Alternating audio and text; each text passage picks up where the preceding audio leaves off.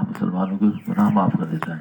جبکہ وہ تکلیف پر صبر کریں، اللہ کی شکایت نہ کریں. اس کے لیے مسلمان کو چاہیے کہ تکلیف میں ایسا پریشان نہ ہو کہ اللہ کی شکایت کرنے لگے اور نامہ اعمال میں بھی صبری لکھی جاوے، بلکہ تکلیف کو اللہ کی رحمت سمجھیں.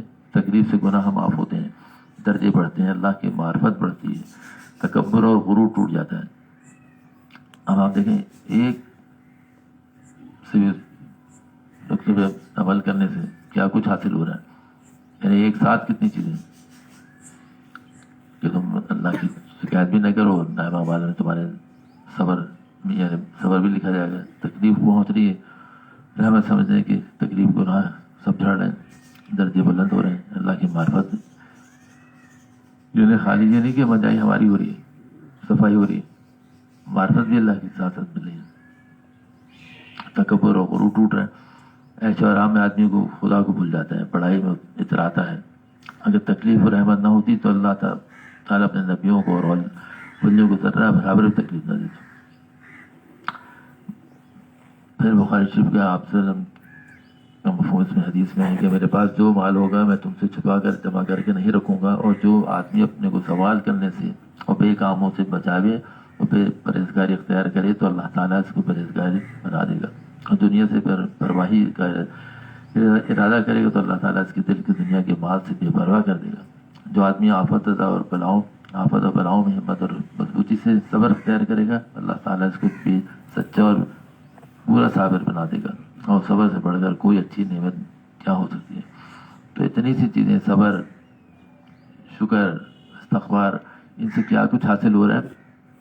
اللہ کی وہ قرب اور ولایت حاصل ہو رہی جو ہو ہی نہیں سکتی کسی اور راستے سے. صرف ان سنتوں پہ عمل کر کے اور ان بزرگوں نے جو بتائے ہوئے اس پہ عمل کر کے.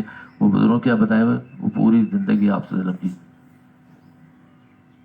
سیرت اور شمائل کے بیچ اس پہ عمل تم کر لو، یہ سب چیزیں تم سے چھوٹ جائیں. تم دیکھو پھر کیسے اللہ والے ہو جاتے ہو. ہمیں تو شرم آ رہی تھی اللہ والا بنتے ہوئے کہ ایسا نہ ہو معاشرہ اور دنیا دار پھر ہمیں ہر آدمی اللہ والا کہے گا بھی مولوی جا رہا ہے. اس سے ہم پریشان تھے. تو انہوں نے اس چیز سے نکالا، بھائی تمہیں شرم کی بات نہیں ہے، تمہیں اپنانی ہے، تمہاری آخرت سمجھنی ہے، تمہیں یہ تو اتنا بننا پڑے گا صوفی. اتنا کیا بلکہ اس سے زیادہ تمہیں نجات ہی نہیں اس سے. اور ہم شرم آ رہے تھے کہ کسی کی اللہ والے کے پاس چلے جائیں گے وہ ہمیں اللہ والا بنا دے گا، اور ایسا نہ ہو پھر ہمارا مذاق اڑے. تو مذاق تو ان کا اڑے گا بھائی، تمہارا تو نجات کا راستہ ہی ہے، تمہاری تو عزت تکریم ہوگی. اب آپ دیکھ لیں اللہ والوں کی عزت دنیا میں، آخرت میں جو ہونی ہے وہ قابل رشک ہے. اس کے بھی تذکرے بہت ہیں، حدیث بھرے پڑے ہوئے. اللہ دنیا میں دکھا رہے ہیں تو ہم اپنی آنکھیں کھولیں. آنکھیں کھلی ہوئی لیکن ظاہر ایسا لگتا ہے بند ہے. تو آنکھیں کھل جائیں، ناکان سب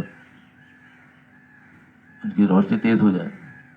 جیسے کہ آنکھوں کی روشنی تو ہر چیز کی روشنی، سونگنے کی صلاحیت، کانوں کی روشنی، سب کی اپنی اپنی جگہ ہے. تو یہ تقاضا ہے وقت کا، یہ تقاضا ہے سنتوں پہ عمل کر کے. یہ ہم سے چاہ رہے ہیں کہ تم بھائی ایسے بن جاؤ تو تمہیں سب چیزیں حاصل ہو جائیں، تم اللہ کے ولی بن جاؤ گے. یہ سب تمہیں سبھی گزری صبر اور شکر کی. اللہ وقت ہو گیا.